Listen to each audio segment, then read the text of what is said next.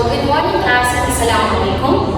So today we're going to learn something interesting, but before we begin our discussion, let's take a moment to prayer. So may I request someone to lead a prayer? Okay? Okay. Thank you. So today we're going to start with a short game to warm up our minds and introduce our new topic in a fun way. So I'll divide you into 4 groups, and each group will pick a number here. You see it, and you will pick a number. Behind each number is riddles, and I'll give you 1 minute to guess the answer. So don't worry, the riddles are going to our topic, which is human behavior and culture. So let's start. Okay, the group 1. What number did you pick? Okay, number 2. So let's take a look for number 2. Okay, number 2. I'm not written, but write what you do. Learn from society or your group 2. I teach you to read, dress, pray, and I'm with you every single day. What am I? So group 1, what is your answer? Okay, that's right. Culture. So culture is something that we learn and follow even without thinking. So culture is affects how we behave at workplace, with our school and home. Okay. So group 2, what number did you pick? Okay, number 1. Okay, let's take a look for number 1.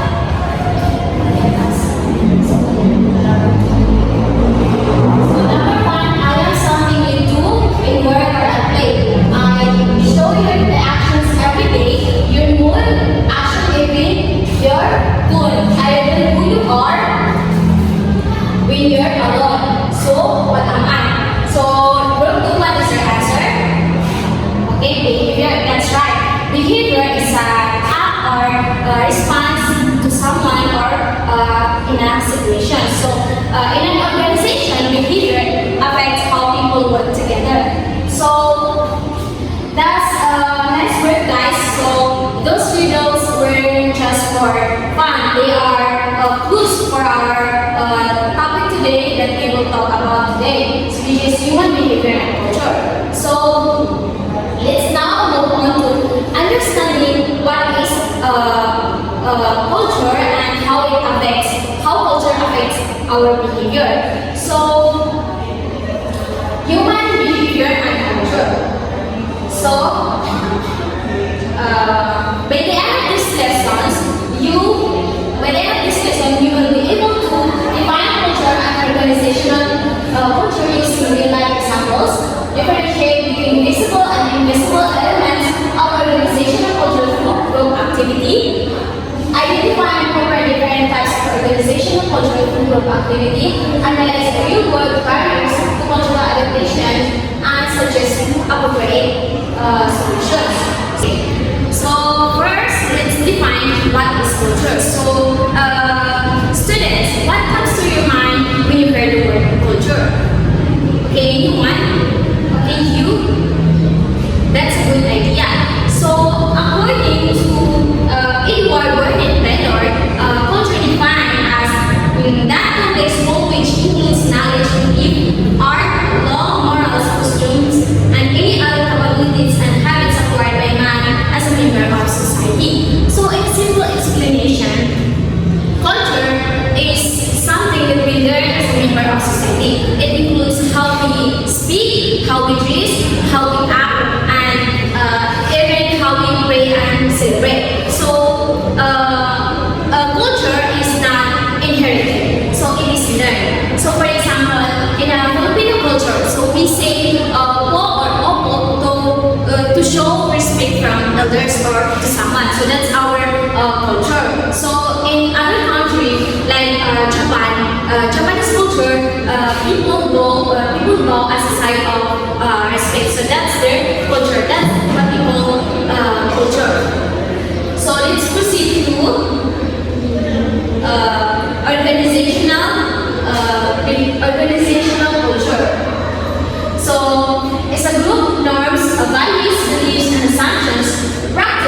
organizations, it brings stability and control within a firm. So basically, it tells employees how to behave and how to live and what is expected from them.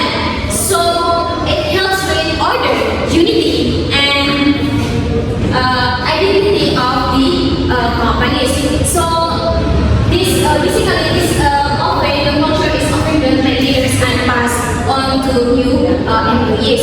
So in simple explanation, organizational culture is something like, for example, it is the personality of the company, it is the identity of the company. That's the organizational culture. For example, in a Jollibee, so the employees are trained to be cheerful and customer friendly. So that's their culture. That's the organizational culture. So next, let's proceed to the two key elements of organizational culture. So we have here visible elements and invisible elements. So visible elements. Anyone can read the definition? Okay, you. Okay, thank you. So these elements are seen by the outer world. Examples are dress code, activities and setup, and etc. So these are the things that can see by the outside. Like for example, when you enter a workplace, so it is the things that you can see in a company. For example, is the dress code, activities, the uniform, the office layout, and etc. So let's proceed to the invisible elements. So invisible elements, these inner elements of the group cannot be seen by people outside the group of friends. So examples are values, norms, assumptions, and etc. So these are the things that unseen or cannot see by the outside the group of friends. So for example is values like honesty, teamwork, norms, like for example is always with the co-worker and the assumptions. So these are the things that cannot seen by the outside, but these are the things that can feel or understand over time. Like in their workplace, so you see the employees have teamwork, have trust to each other, have respect to each other. That's the invisible elements. So in simple, visible elements gives first impression, while invisible elements gives a relationships. So let's proceed to types of organizational culture. So types of organizational culture: mechanistic and organic culture, authoritarian participative culture, subculture and dominant culture, strong and weak culture, entrepreneurial and market culture. So mechanistic is defined mechanistic and organic culture. Mechanistic culture is formed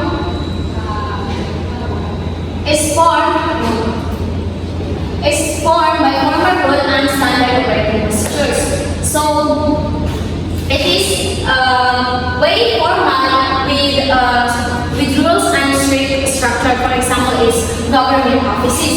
So while organic culture is defined as the essence of social values in an organization. So it is flexible, more on collaboration and ideas. No? So for example, it's Google and then Canva. So now let's proceed to authoritarian and participative culture. So authoritarian, can you read the definition of authoritarian culture? Okay, thank you. Authoritarian culture means power of one. In this culture, power remains with the top level management. So it means the decision comes only from the boss, like for example the CEO. So they only make that decision. While participative culture, employees actively participate in the decision making and goal shaping process. So the employees are included in planning and decision. So they have the right to suggest ideas and participate in meeting where the where the management participate in decision making and planning. So now let's proceed to strong subculture and dominant culture. Subculture, some members of the organizations make and follow a culture but not all members. So no, it's understandable naman. So subculture in a company, there's a different small group or let's say department that they have their own behavior that they follow. For example, is the financing department, the marketing department. So one marketing department might be outgoing or fun, but by financing department they are more focused and quiet. So that's the different behaviors of small groups. They have their own behaviors. So in a dominant culture, majority of subculture combine to become a dominant culture. So dominant culture, it is the main culture of the company, of the organization that most people follow. So, like for example, in a company, their dominant culture is customer first attitude. So all the departments, all the groups within an organization must follow that. So that's the difference between the subculture and dominant culture. So let's proceed to strong and weak cultures. So strong culture, employees are loyal and have a feeling of belongingness towards the organizations. So basically, employees are proud and loyal. So they have shared values and work with a passion. Okay, and then weak culture, employees have hardly praise their organization and there's no loyalty toward the company. So this is people don't care much. So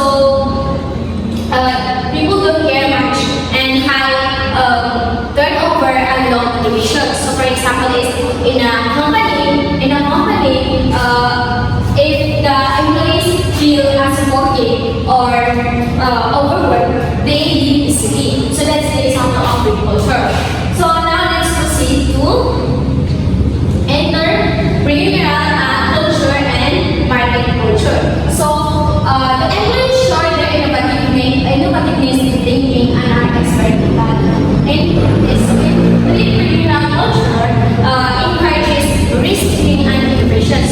For example, is in a company, employees have expected to invent and experiment with new technology. So market culture is based on achievement of goal. It is highly target-oriented and completely profit-oriented culture. So it is more focused on results, performance, and more focused on meeting goals. So that's the market culture. So now let's proceed to how to develop an organizational culture. So sustaining a culture, hiring practice, onboarding programs, rewards and recognition programs, performance management programs. So first, let's define sustaining culture. Sustaining culture, keeping a tradition alive through regular practices. Well, the hiring practice, choosing people who fit a company's value and company's working style. Well, for example, here's hiring practice is when you hire a new employee, you choose someone who are cheerful, who are talkative, who are customer friendly. So that's much the company's value. So let's proceed to onboarding programs. Onboarding programs, it is orienting new employees and teaching them the culture from the day one. So for example, is in a company during training, they teach the employees on how to speak, on how to act, on how to speak to customer, and how to work as a team. So rewards and recognition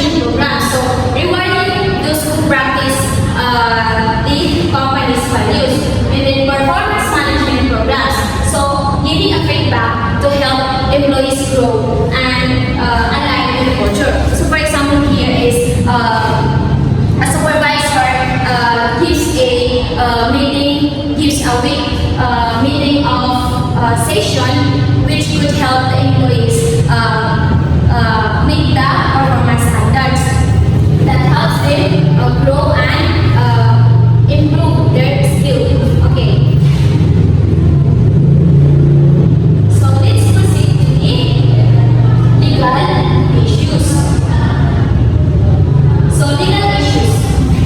Employers that emphasize cultural fit in their recruitment and selection process can be vulnerable to discrimination claims if they are not careful. So companies must be careful when using the cultural fit in hiring. So it can lead to discrimination if used unfairly. Like for example, is if a company only hires those people who have cheerful, who are talkative, so they might reject those people who are shy, who are quiet. So that is unfair. So let's proceed to the global issues. So research suggests that national culture has a bigger effect on employees than the culture of their organization. So the studies show that national culture can be stronger than the company culture. For example, is a Filipino employee may still value weight, family, and respect that even when working abroad or other country. So that's the global issues. So that's the end of our lesson. So let's have our talk. Who will summary our lesson today? Anyone? Okay, you? Okay, good. So students, what we have learned today is that culture is more than tradition. So it is a guiding system of behavior. So in an organization, culture helps people know how to act, how to communicate, and even how to reach goals. So if we understand better the human behavior and organizational culture, we can work better and adapt faster and build a stronger relationships with other people wherever we go. So that's our end of our lesson today. So before we dismiss, let's have a short quiz. Okay, so these are our quiz today.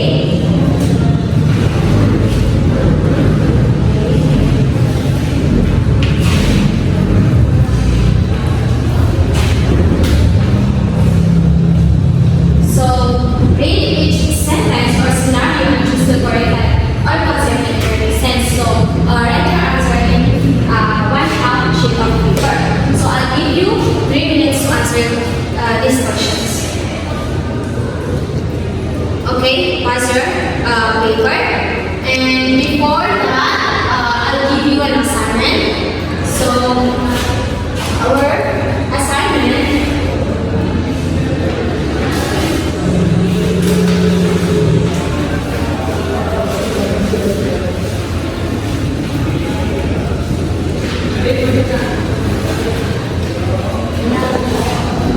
So our assignment, I want